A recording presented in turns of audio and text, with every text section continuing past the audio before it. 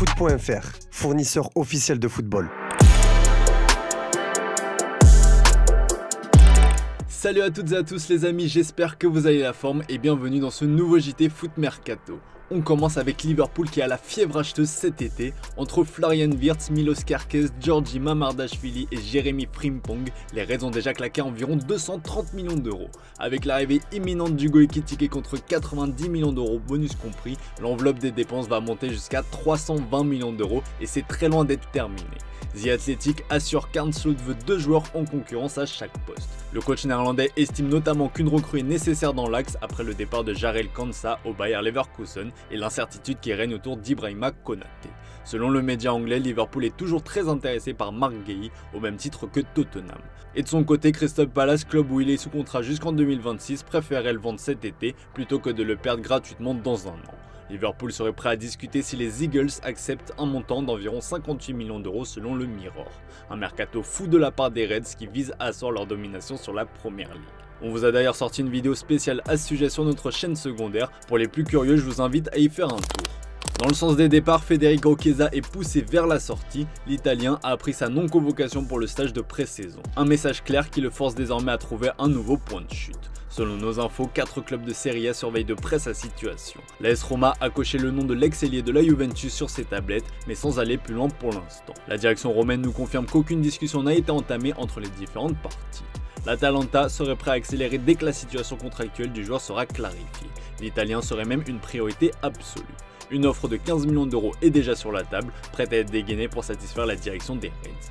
Du côté de la Fiorentina et de Bologne, on reste également attentif à l'évolution du dossier selon nos infos. La Viola, là où Chiesa a explosé avant la Juventus, avait déjà tenté un coup en prêt lors du dernier mercato estival sans succès. Sous contrat avec Liverpool jusqu'en juin 2028, Chiesa garde une cote très élevée sur le marché italien, malgré une saison plus que décevante du côté des Reds. Au même titre que Liverpool, le Real Madrid s'est montré très actif depuis le début de ce mercato estival. A priori, le club madrilène ne devrait plus trop bouger sauf grosse opportunité. La rechute d'Hendrick qui sera indisponible entre 8 à 10 semaines ne forcera pas les merengues à bouger puisque Franco Mastantuono a été recruté. En revanche, le Real aimerait dans l'idéal avoir un renfort supplémentaire dans l'entrejeu, voire dans l'axe central. Si Florentino Pérez doit encore sortir le chiquet cet été, ce sera pour Rodri et pour personne d'autre. Un départ cet été semble difficile, même si la Cadena Ser nous explique que l'Espagnol n'est pas insensible à l'intérêt du Real. Rodri ne serait pas contre un changement d'horizon, assure la publication espagnole. Dans un passé récent, l'intéressé avait expliqué que la Casablanca est le seul club qui pourrait lui faire quitter Manchester City. Dans le sens des départs, c'est Dani Ceballos qui est poussé vers la sortie. Xabi Alonso ne compte pas sur lui, en témoignent ses 70 minutes de jeu seulement pendant la Coupe du Monde des clubs.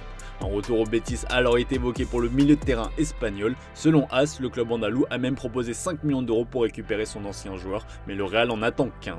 Face à la situation, le joueur a dégoupillé sur ses réseaux sociaux en glissant le message suivant sur son compte Instagram. Rien ne laisse la conscience plus tranquille qu'un « j'ai tout essayé ». À moins d'un effort financier de la part du Betis, un retour de Ceballos dans son club formateur se complique donc. Ça y est, c'est la fin de l'interminable feuilleton Victor Gyökeres. Arsenal a enfin trouvé un accord avec le Sporting Club de Portugal pour l'arrivée du buteur suédois. Comme révélé par nos confrères de The Athletic, un accord est sur le point d'être conclu pour un transfert à hauteur de 63,5 millions d'euros plus 10 de bonus. Le célèbre journaliste Fabrizio Romano a ensuite confirmé un accord total avec son fameux Here We Go. Le dénouement de cette opération est imminent selon le média, alors que le contrat de 5 ans qui attend le joueur de 27 ans à l'Emirates est prêt à être signé. Après de très longues semaines de négociations, Arsenal tient enfin son buteur.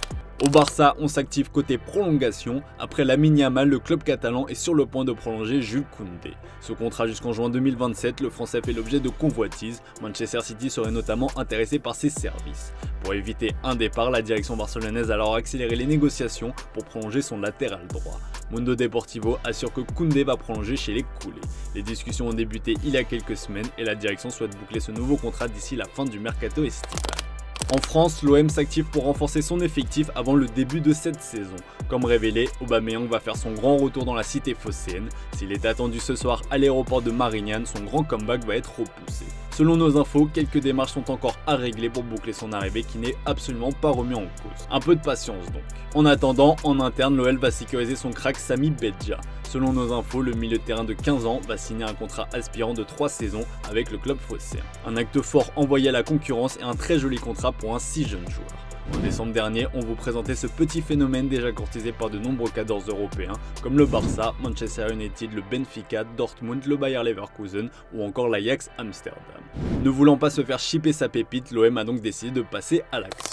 Après Rongier et en attendant Merlin, le Stade Rennais est en passe de frapper un autre joli coup sur le mercato. Selon nos dernières infos, le club breton et Galatasaray se rapprochent d'un accord autour d'un prêt avec option d'achat de Frankowski. L'ancien joueur du RC Lens a donné son feu vert pour rejoindre la Bretagne. Une mauvaise nouvelle pour le Paris FC qui était aussi dans le coup.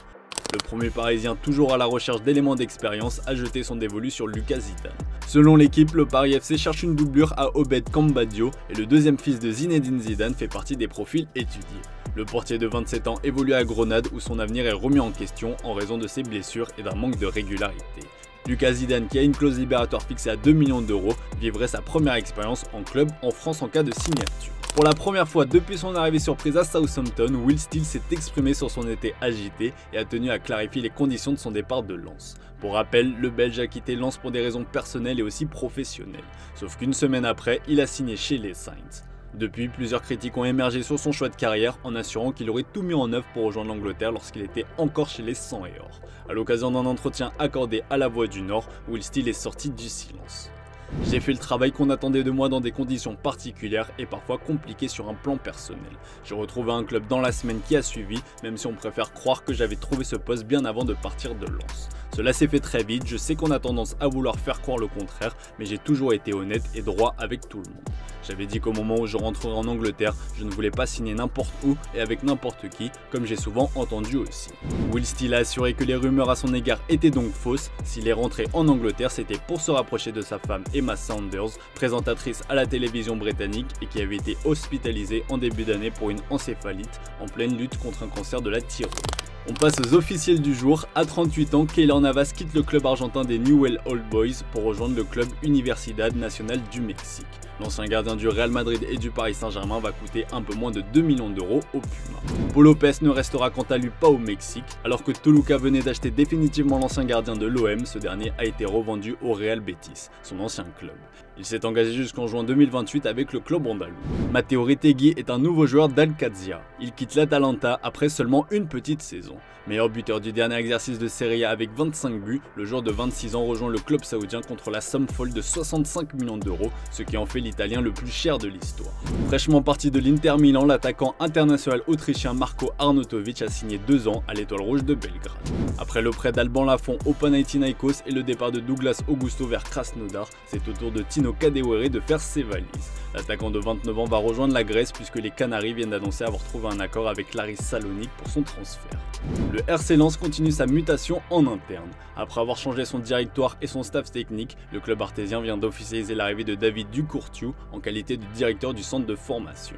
Gaëtan Laborde quitte la France après y avoir passé toute sa carrière. Le désormais ex-attaquant de l'OGC Nice va tenter sa chance à l'étranger à 31 ans. Comme révélé, il s'est engagé au sein de Diriyah Club, promu en 2e division saoudienne.